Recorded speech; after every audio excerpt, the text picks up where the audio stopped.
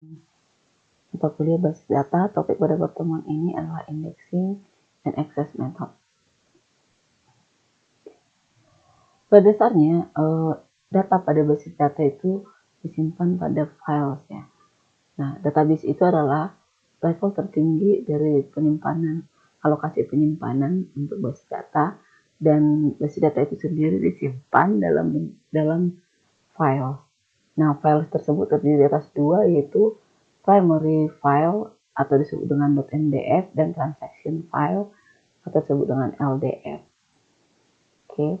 Nah, extent itu sendiri adalah unit penyimpanan yang dialokasikan untuk table dan indeks. Nah, biasanya satu extent itu terdiri dari 8 page yang continuous. Nah, selain itu kita bisa melihat lagi. Nah, page itu apa? Page itu adalah level allocation terakhir yang berada dalam extent. Isinya itu 8 kilobyte, di mana row ini disimpan dalam sebuah file. Jadi setiap data itu disimpan, setiap row data itu disimpan dalam page ya. Oke, jadi intinya adalah bahwa urutannya itu adalah row ini ya, row. Oke, row disimpan dalam setiap row disimpan dalam page ya. Dan nanti satu page itu memiliki page header. Ini disebut dengan satu page, isinya satu page itu adalah 8 kilobyte. Nah, sementara page sendiri akan disimpan dalam extent, di mana di sini disebutkan bahwa extent itu berisi 8 page yang continuous. Nah, nanti extent disimpan dalam database file di database. Oke, misalnya kita bisa lihat di sini contoh untuk create table ya, sudah kita pelajari sebelumnya. Nah, di sini nanti kita lihat pada saat kita create table, kita di sini disebutkan logical read. Nah, berarti dia disimpan dalam 799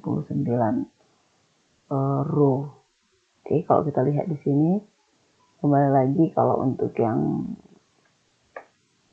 kita lihat apa yang disebut dengan logical read. Artinya di sini adalah bahwa untuk membaca data 19.972 data ini atau row, dia terdapat pada 799 page. Jadi kalau nanti pada saat kita nge-create table kan akan muncul seperti ini. Bagaimana agar muncul seperti ini? Kita nanti set statistiknya on, agar kita bisa melihat berapa logical read dan affected row-nya dari proses selection, agar kita bisa melihat tampilan seperti ini. Nah, karena ya kalau dengan ini logical read-nya itu sampai dengan data seperti ini, dia logical read-nya 9.986. Ini disebut dengan large row. Kalau yang tadi masih disebut dengan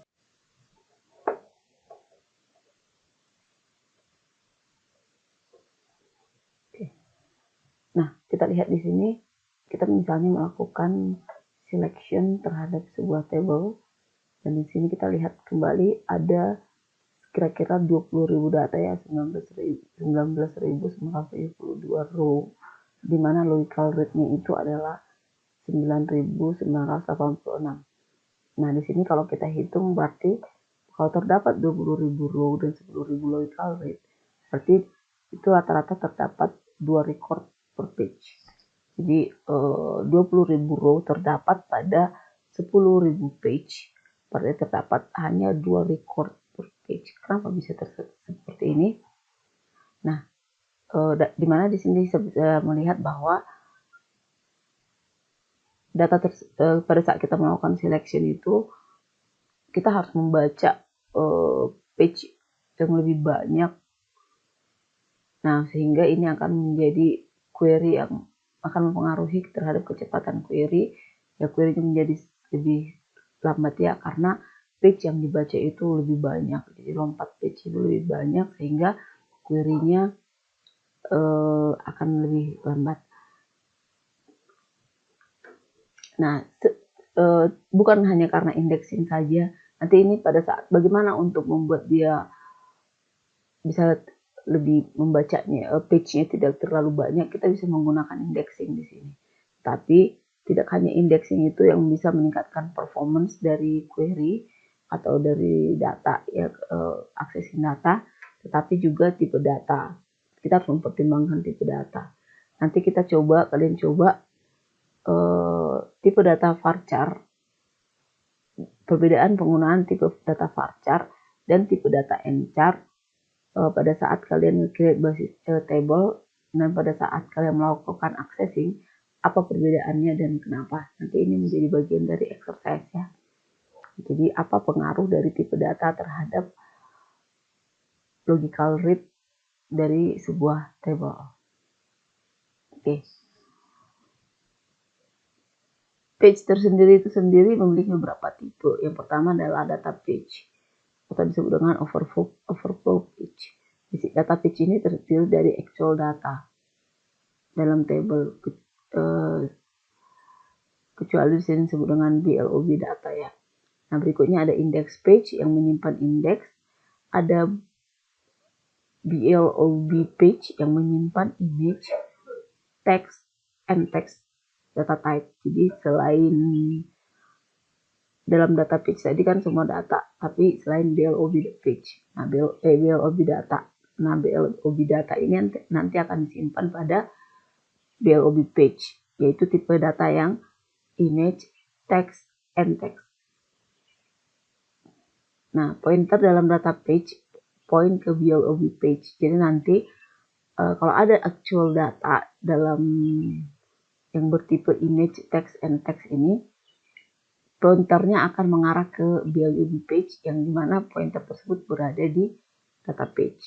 Maksimum itu katanya dalam BLOB page itu maksimum 2 GB ya. Nah, apabila page itu sudah menjadi penuh, maka dia page-nya akan melakukan alokasi baru gitu. Jadi dialokasikan ke page yang baru. Nah, sekarang kita akan masuk ke indeks. Jadi sebenarnya apa indeks ini? Indeks ini adalah salah satu basis data objek. Di sebuah objek dalam basis data yang digunakan untuk agar kita dapat mengakses data lebih cepat. Indeks berada pada table pada saat jadi indeks ini nanti akan melekat di table yang didefinisikan. Jadi indeks nggak bisa berdiri sendiri, harus melekat ke table. Misalnya kita bisa melihat konsep indeks ini sama dengan konsep table of content pada buku.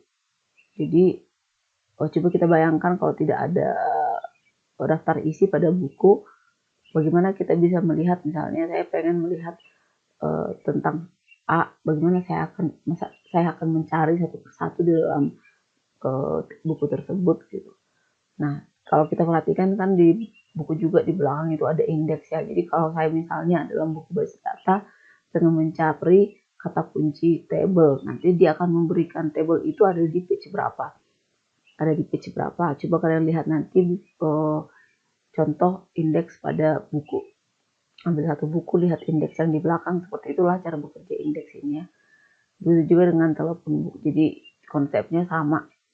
Sebuah indeks menyimpan index key dengan logical pointer ke data page atau ke page yang lain. Sebuah indeks itu diimplementasikan sebagai B-tree structure, di mana semua path dari root ke leaf itu memiliki panjang yang kira-kira sama dan tree-nya itu self-balancing ya, jadi kiri dan kanan itu sama. Kita lihat contohnya. Nah, ini contohnya B-tree. B-tree itu terdiri dari ada first page yang berisi dari informasi mengenai indeksnya, berikutnya second page yang disebut dengan root node, third page disebut dengan intermediate level, dan yang terakhir adalah leaf node. Page yang terakhir ya, disinilah disimpan data page dalam leaf node tersebut. Oke, nah contohnya kita bisa lihat bagaimana mengakses data pada table dengan 1000 row. Pada saat ini kita pengen mencari data Steve. Jadi kalau ke kiri kita mencari data dari 1 sampai 156 sampai 157 7 dari kanan ini kita bisa melihat data dari 158 sampai dan seterusnya. Nah, ternyata Steve itu ada di indeks nomor dengan 52, indeks nomor 52 ya. Jadi kita pasti kalau 1 sampai 157 ada di sebelah kiri, 158 sampai seterusnya ada sebelah kanan, berarti kita di sebelah kiri. Nah, ternyata disebutkan bahwa data nomor 52 itu 1 sampai 52 ada di page yang ini, 53 sampai 103 ada di page kedua, dan seterusnya. Jadi ternyata Steve dengan ID nomor 52 itu adanya di page berikut. Jadi data itu disimpan di leaf ya. Nanti ini hanya pointer ke leaf atau data page-nya. Oke. Contohnya lagi kita lihat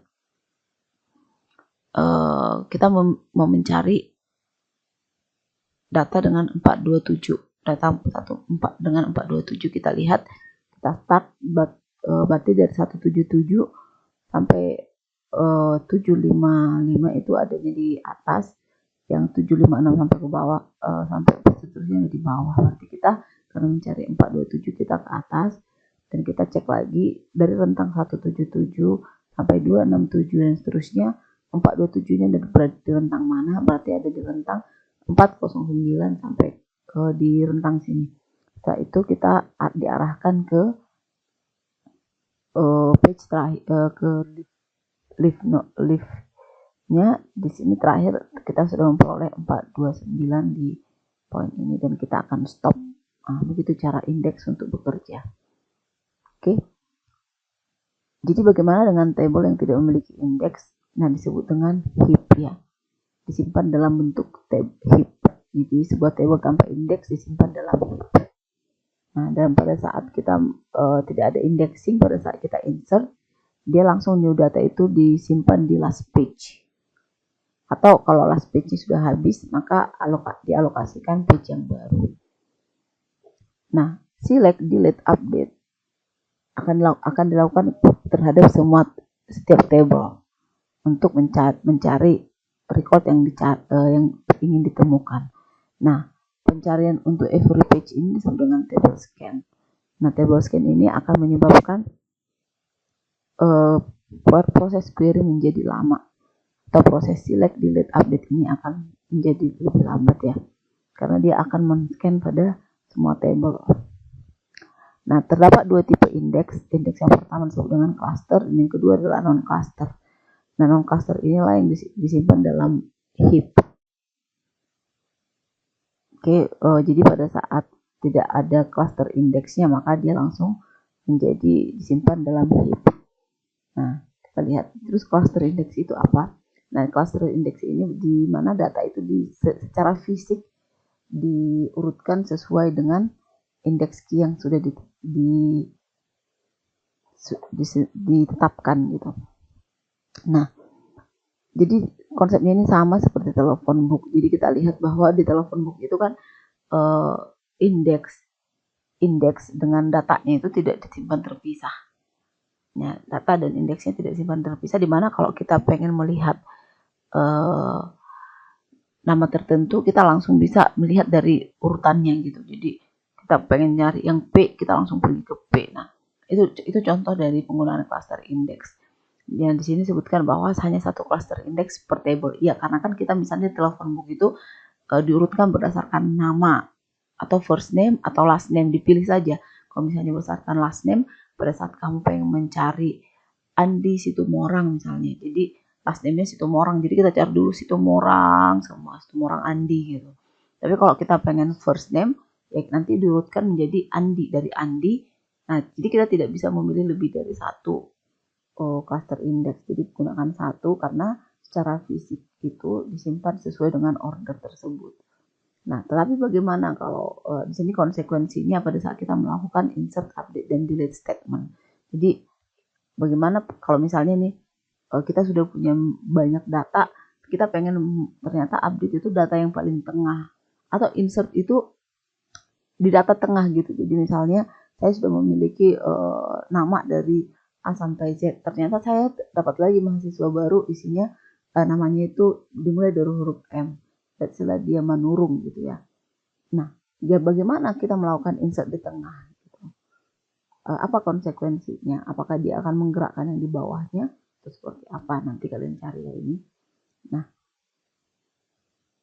table tanpa cluster index itu kembali lagi ya disimpan dalam heap. Oke. Next. Oke.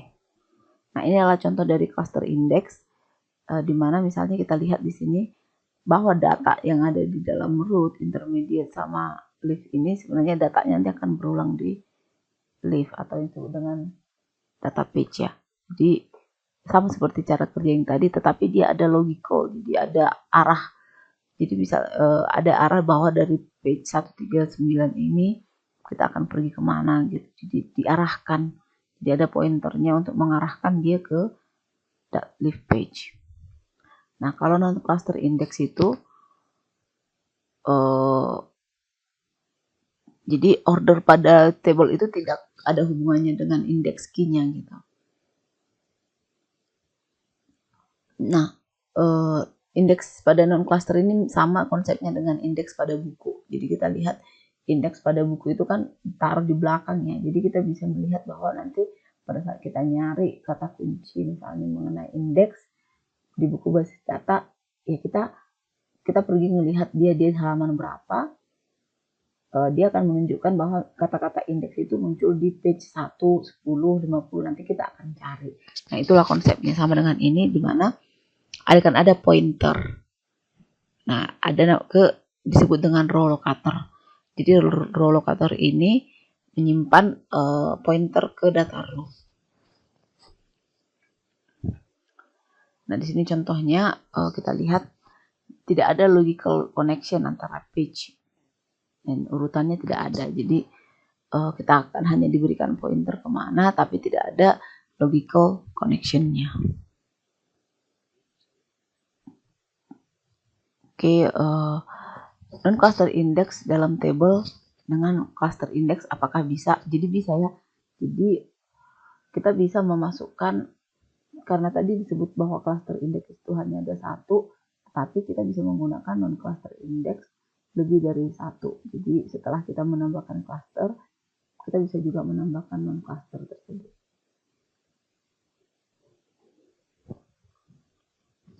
Nah, pada saat kita nge-create sebuah table, kita sudah membuat constraint, misalnya primary key. Primary key itu akan langsung menjadi default cluster. Jadi tanpa kita buat pun primary key itu akan menjadi default cluster. Nah, kalau unique key kita ngeset constraint unique key, dia langsung menjadi non cluster. Jadi pada saat nanti kamu create table, pada saat kita nge-create table, kita langsung otomatis akan ada default cluster dan non cluster pada saat kita sudah membuat constraint. Tapi kalau kamu buat constraint unique, langsung non cluster dan primary key langsung menjadi cluster. Oke, inilah sintaks kita untuk nge-create index. Create, inilah nama indeksnya. Ini IX sales order header gitu. Dia penamaannya dimulai dengan IX-nya. Terus ini dia meng-create non-cluster index dengan nama IX sales order header sales person ID on table apa dan pada kolom apa. Nah, sekarang kolom salesperson ID itu adalah index key, tapi tipenya adalah non-cluster.